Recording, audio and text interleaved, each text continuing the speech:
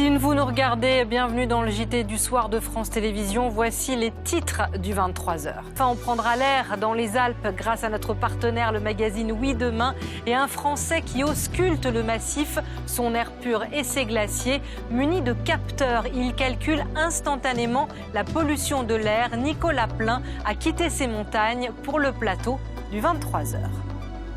Dans le 23h, on vous parle régulièrement d'environnement avec solutions à la clé grâce à notre partenaire Oui Demain.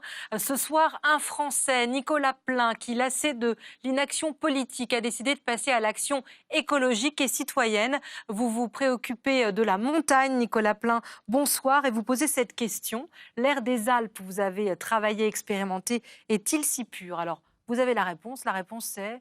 C'est pas tellement en fait à cause de la topographie des vallées, c'est-à-dire que la pollution va être bloquée en fond des vallées et ça va jouer sur la santé humaine des habitants dans le fond des vallées alpines. Et donc, plus un air aussi pur. Et alors, ça va intriguer les gens, donc on va les regarder brièvement, vous les expliquerez après. Vous avez les moyens, avec ces capteurs, c'est ça, voilà, c'est de calculer, d'ausculter, d'avoir un instantané de la pollution de l'air quand vous vous déplacez en parapente. En parapente. On utilise ces petits capteurs de qualité de l'air. Donc là, j'en ai deux. On en a d'autres avec les scientifiques de l'université de Grenoble-Alpes. Et ces capteurs, ils nous montrent en fait les différents polluants atmosphériques, comme les particules fines, les dioxydes d'azote, les composés organiques volatiles. Et on peut avoir une idée de la qualité de l'air dans laquelle on se déplace en parapente. Et le parapente, c'est complémentaire avec les stations de mesure fixes ou des ballons sondes, parce qu'on peut vraiment se déplacer dans toutes les couches de l'atmosphère et avoir une idée de cette pollution dans toutes les couches de l'atmosphère. Alors, je crois qu'on va les voir tout à l'heure quand vous serez en planeur avec une de vos corélégionnaires. Mais d'abord, je voudrais qu'on regarde, et Gilles en régie va me suivre, on va regarder quand vous êtes sur la paroi du pic du Midi. Là aussi, il y a des capteurs. C'est passionnant, c'est très intéressant et vous allez décrypter avec nous. D'abord, on regarde et on vous retrouve juste après. Super. Ah, c'est toute une installation là. Ici, on a un forage à 10 mètres de profondeur. Et dans ce forage, dans ce trou tout simplement, on a installé des capteurs de température. Il y en a une quinzaine qui sont répartis tout au long des 10 mètres. Les données sont transmises par le tube. On a un petit panneau solaire qui permet d'alimenter en électricité. Une batterie, parce qu'il ne fait pas beau tous les jours ici à l'Aiguille du Midi. Et puis ensuite, un enregistreur de données. Et puis tout le système aussi de transmission des données. Donc en fait, tu as les mesures en temps réel depuis ton canapé. Tout à fait. Super. Alors, c'est pas le même type de capteur, du coup, là? Ou c'est la même chose? Non, là, c'est des capteurs pour le permafrost. En fait, c'est à cause du dérèglement climatique. Il y a les parois en haute montagne qui s'écroulent. Et là, Ludovic Ravanel, qui est géomorphologue, il a installé des capteurs pour mesurer la température à l'intérieur des parois. Alors, vous travaillez en ce moment, on peut le dire, sur un documentaire. D'ailleurs, vous nous en faites vivre les premières images en exclusivité. On vous en remercie, qui sera diffusé sur une autre télévision. C'est ça, sur Ushuaïa Télé. C'est une série de documentaires Il faut sauver, avec le premier épisode et il faut sauver la montagne, il faut sauver les Alpes. C'est ça, il faut sauver les Alpes. Et vraiment des documentaires qui se concentrent sur de l'écologie positive, sur les solutions qui existent. Et donc là, vous disiez assez rapidement géomorphologue, c'est ça. C'est des nouveaux métiers, en fait. Et donc, lui, c'est l'évolution des paysages en fonction de la pollution, de l'évolution du climat. En fait, c'est ça. Le dérèglement climatique, il va affecter la moyenne montagne, il affecte tous les territoires. Et il affecte en particulier ce qu'on voyait, la haute montagne, avec ce qu'on connaît bien, la fonte des glaciers. Mais il y a aussi beaucoup d'autres effets, comme les pertes de biodiversité et les écroulements d'énormes parois de granit. Par exemple, juste à côté de Chamonix, la face ouest des Drus, qui s'est complètement effondrée en 2005 en emportant le pilier Bonatti. Ça, c'est parce que le permafrost n'est plus solide ou parce que la glace n'adhère plus assez, ne supporte plus assez? C'est ça, le permafrost, en fait, c'est le ciment qui tient les roches en haute montagne ensemble. Et à cause du réchauffement climatique, ce ciment, il va fondre et les roches vont vraiment s'effondrer. Alors, vous disiez, il y a le constat, vous ne voulez pas être dramatique, vous ne voulez pas inquiéter trop les gens, vous proposez des solutions. Alors, vous grimpez pas seulement sur le pic du Midi, vous êtes aussi en parapente et on va vous retrouver autre extrait du documentaire, mais ce n'est pas juste une simple balade, vous auscultez l'atmosphère, si on peut dire. C'est ça.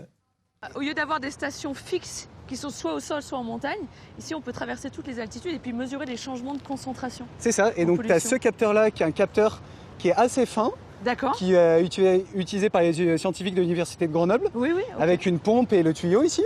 Et tu as ce petit capteur-là, qui est un autre capteur qui va permettre de mesurer différents polluants. Il va mesurer par exemple les particules fines, les composés organiques volatiles et les NO2. Donc vraiment différents types de polluants.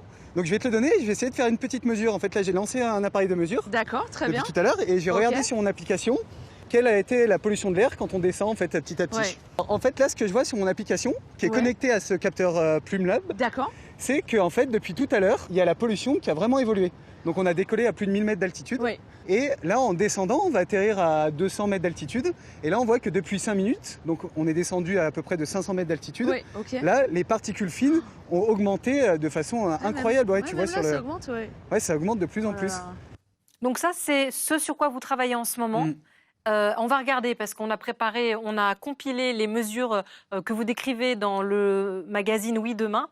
Et voilà les particules qu'on retrouve. Donc il y a des particules fines, des particules ultra fines, du carbonate volatile organique et du dioxyde d'azote.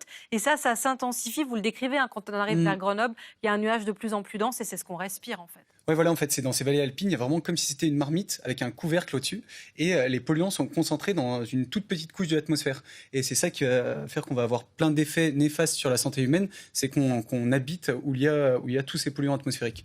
Et alors, le téléphone, ça veut dire que une fois que le système est validé, est au point, et apparemment il est au point, on peut avoir l'application sur son téléphone et tester soi-même son environnement. C'est ça, et c'est ça qui est vraiment très bien avec ces capteurs, c'est que ça redonne du pouvoir aux citoyens sur la mesure de qualité de l'air, parce que c'est des capteurs qui sont pas très chers, qui coûtent à peu près 150 €. Tout le monde peut s'en procurer un. Et en fait, tout le monde peut se balader. On peut se balader en parapente, mais aussi en vélo ou à pied, le mettre sur son sac à dos. Et à la fin de la journée, c'est relié à une puce GPS. On sait sur tout notre trajet à quelle pollution atmosphérique on a été soumis. Alors, dernier grand bol d'air, les glaciers, c'est magnifique, mais c'est triste aussi. On regarde. Glacier des Bossons, quand j'étais petit, j'allais chercher mon père qui finissait ses écoles de glace sur la partie plate là-bas en bas, entre les moraines. Aujourd'hui, on voit où le front du glacier est situé. C'est juste un changement hallucinant. Ah, donc tu veux dire que le glacier des Bossons, quand tu étais petit, il arrivait jusqu'en dessous là-bas ? Exactement, voilà, au niveau du bas de la forêt. Alors en longueur, on a perdu plus de 500 mètres. Plus de 500 mètres. Voilà des images que nos enfants ne verront peut-être pas. Alors, qu'est-ce qu'on dit aux gens qui nous regardent, qui regardent le 23h ce soir? À part se munir de ce petit capteur, c'est quand même un budget. Qu'est-ce qu'on peut faire? Vous, qu'est-ce que vous faites au quotidien? Le geste quand on habite en montagne et qu'on veut éviter ce gâchis. Donc là, c'est vraiment, on montre les effets, mais dans les documentaires, la série documentaire Il faut sauver, on montre vraiment les solutions. C'est vraiment de l'écologie positive. On veut montrer les solutions concrètes, locales et réplicables que les femmes et les hommes peuvent faire dans leur vie professionnelle, dans leur vie personnelle et dans leur vie associative. Et l'idée, c'est que chaque spectateur pourra piocher une de ces idées en ressortant du documentaire et l'appliquer. Et ce qu'on montre, c'est que ces solutions, elles sont à la fois bonnes pour l'environnement, bonnes pour l'économie, bonnes pour lutter contre le dérèglement climatique. Et souvent, elles sont aussi bonnes pour le porte-monnaie et ramènent du lien social. Un exemple, Nicolas. Un exemple très simple, c'est une personne qui est un chef d'entreprise dans la vallée de Chamonix qui remplace des vieilles chaudières au fioul par des chaudières au gaz de ville qui sont beaucoup plus efficaces. Et il a un nouveau business model. Il se rémunère sur les économies d'énergie qu'il fait faire aux copropriétaires. Donc non seulement il limite les émissions de polluants atmosphériques, et en plus il a créé une start-up avec ça. Merci beaucoup Nicolas Plein, vous avez bien fait de quitter la politique pour nous proposer des solutions concrètes et on a hâte de découvrir la totalité de ces documentaires et puis bonne continuation dans vos belles Alpes, dans vos belles montagnes que vous nous aidez à préserver.